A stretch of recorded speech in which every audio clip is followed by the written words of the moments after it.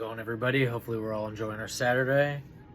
I'm titling this video Morphogenic Field of the Sublime.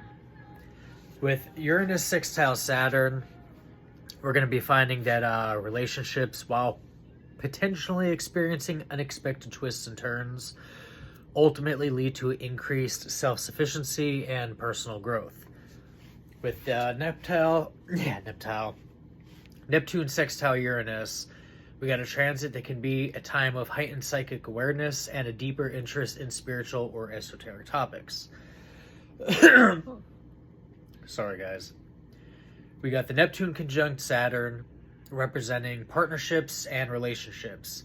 Saturn's presence can highlight the need for strong boundaries and a realistic approach to these connections, and these aspects may also bring up issues or control or dependency in relationships.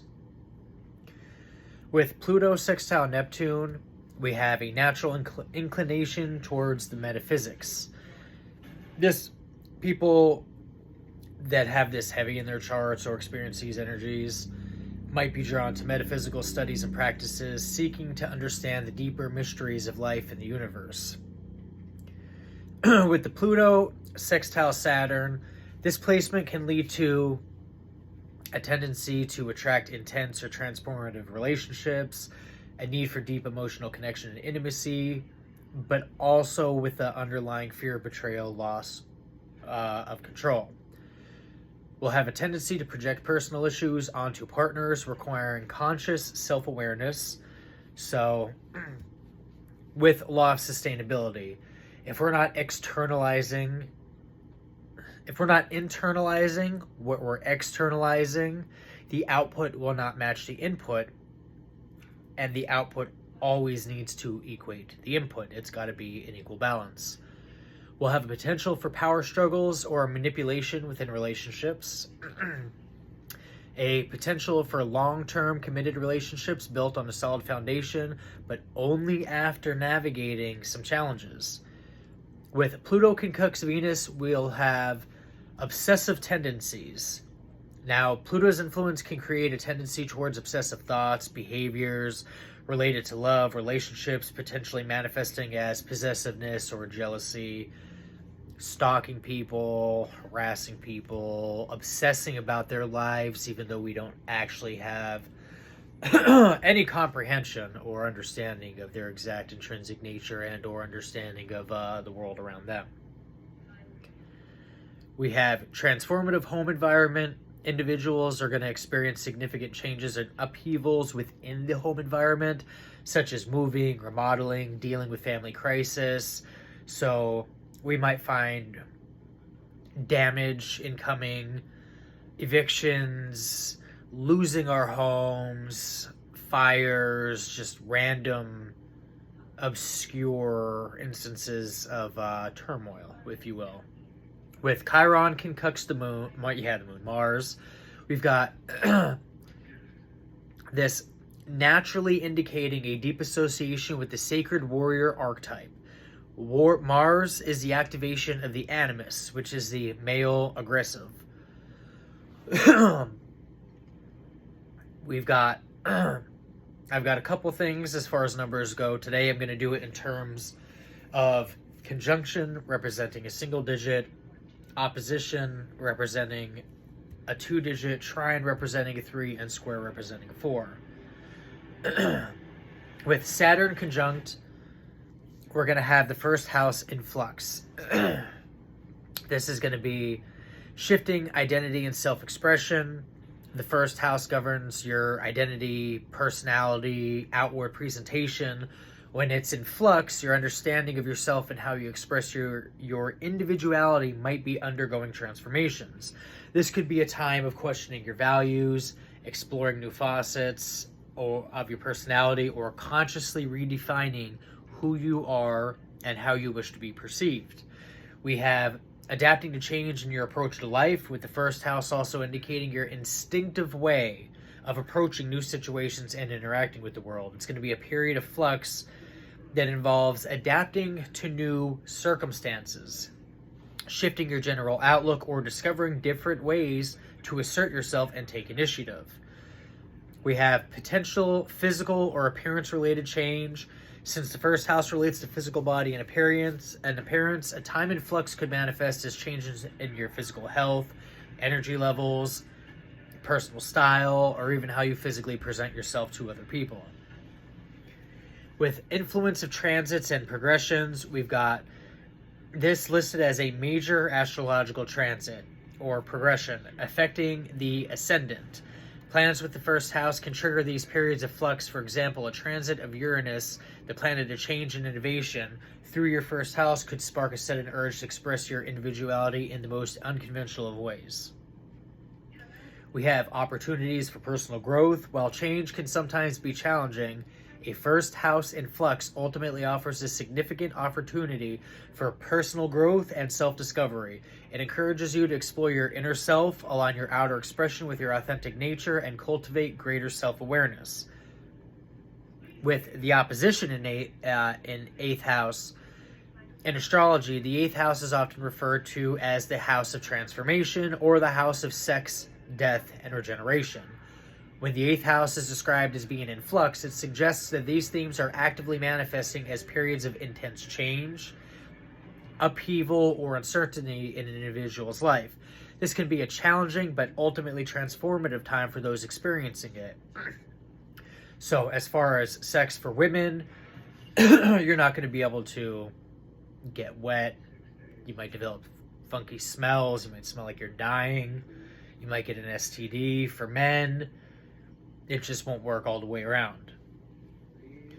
As far as death and regeneration goes, not everybody can die and resurrect. That's not a common thing. But those who can always come back linked on a whole other level. I don't know how else to put it. Your bandwidth is astronomically profound. We have transformation and rebirth. Expect significant life changes that necessitate letting go of the old and embracing the new. These transformations can be emotional, financial, or spiritual in nature. We have shared resources where there might be shifts or changes related to finances gained through others, such as inheritances, taxes, or joint investments. You may find yourself reassessing your approach to wealth and material possessions, or if we unlawfully obtain something through forgery and falsifying documentations, committing a felony level of fraud, those things are going to be going back to the place they belong, as original documents are always stored as a failsafe for such things, even if fake ones are created. We're going to have intimacy in relationships with deep emotional bonds and intimate connections may undergo periods of intensity and transformation. This can involve exploring vulnerabilities, addressing power dynamics, or even facing relationship endings that lead to new beginnings. We've got psychological depths. The eighth house governs the subconscious mind, repressed emotions, and hidden fears. Being in flux here suggests these deeper psychological aspects are resurfacing, prompting introspection, healing, and self-understanding. We also got mysticism and the occult, a strong interest in the unseen, mysteries of life, and spiritual practices, astrology, psychology, healing work, metaphysical aspects of being, alchemy, things of that nature, might emerge or intensify during this period. With the trinal number, I have 134, signifying a message of positive change and divine alignment, encouraging you to embrace new beginnings and trust in your abilities.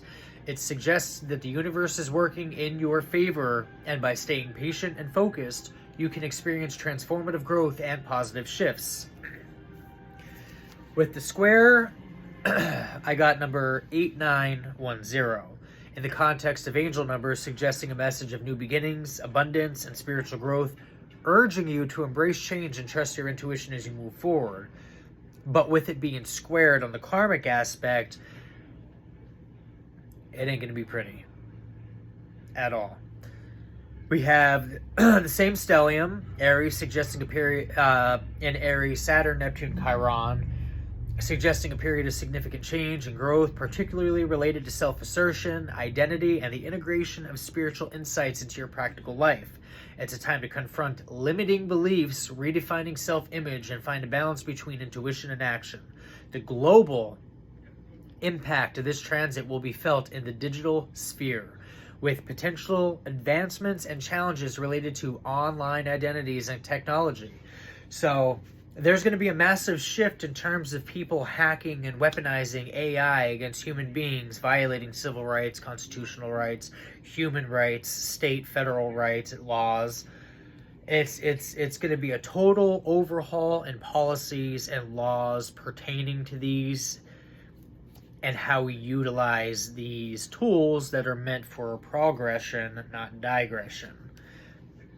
And I got a little story from Saturn today. Another day of Saturn lore. Buckle up. With Saturn in terms of the morphogenic field, we can look to if-then triggered coding as a metaphorical analogy in the sense if statements control program flow.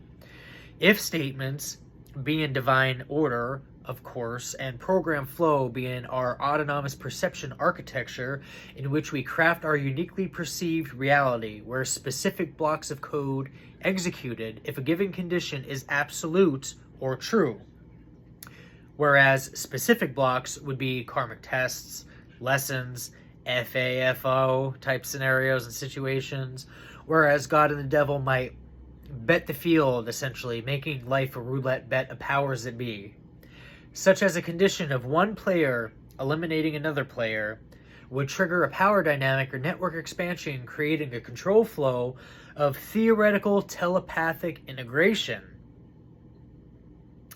Only if the specific of elimination is met or is a boolean in math, whereas an advanced comprehension of perception architecture might create a nesting if-then of if this is that and that is this, they would think they hold power over dominion, not realizing that the ghost sequence, piggybacking off of the returned information with embedded rich text, would populate, allowing a strategic exit of perceived controlled death, triggering a false else-if clause, as else already embedding a subsequent action of a foo or false action leading to a controlled perception. A victory equating to a false boolean, which introducing and or scenario, whereas and if the perceived loser resurfaces liver than ever, then we can either provide a remedy or collapse as a team.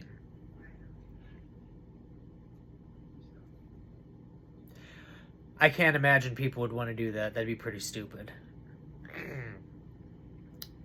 Or thrive in curly brackets once the power state team realizes they were never in control as previously perceived, but rather running in a maze of morphogenic genius that went exactly as anticipated.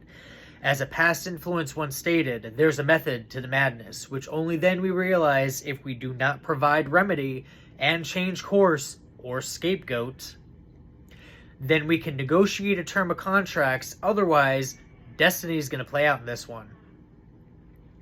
Possibly, according to a prophecy, something that might have came up years ago as a warning, an omen, if you will. The reality of the Boolean sometimes is hidden deep within the automation or efficiency loop, leading to a problem-solving task in a truly metaphysical sense, whereas the real powers that be were never the power that be. It was the remembrance of the genetic coding of the Anu and Pedamai, and beginning to relink the primordial force source code prior to the removal of a long-worn mask for a dangerous solo mission to assert elite abilities, top-tier status, and prime choice existence, outlining the need for immediate retribution as these speculative links start connecting. Not yet mainstream, not quite, but underway, for sure. Past repair, allowing a phenomenon that catalyzed biological memory to form at a rapid rate, learning quantum leaping methods through the silence of the forced isolation, whereby we euphemistically command a return to power, we command a return of power. And what's due, stipulated within the syntax if-then, and accepting the defeat as many looping statements conflicted and values were found to be false, leading to a jumping statement to execute the fatal ending. That's been brewing behind the scenes for some time now, due to clear negligence and awareness, while viewing another condition as unaware and less than.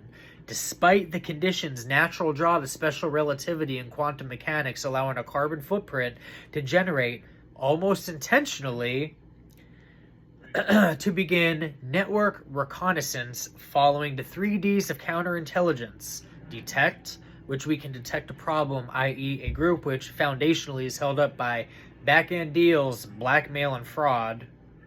Detour, when pursuing an interest as an aspiring chief of staff. And facades with developed emotional intelligence as to distract or chase the dragon, as the phrase goes, if you will. And delay.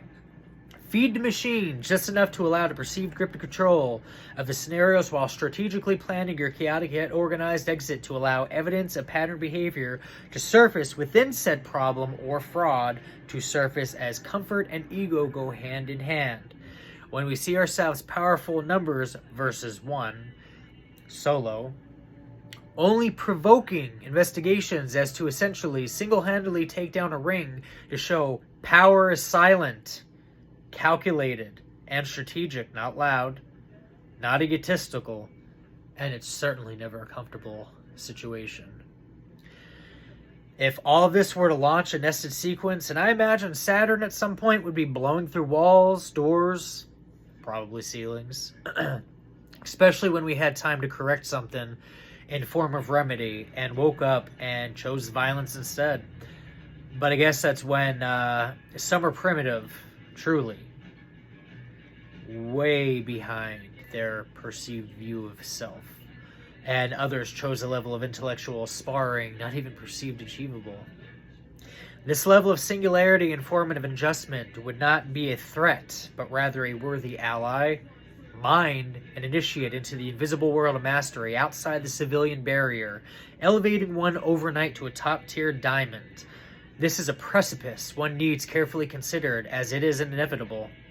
This, my friends, is the Alpha to the Omega, the season where we close all loops and execute the new narrative accordingly, which is all based around divine order, divine law, and divine retribution, good or bad. It's not a hard choice. Have a good one.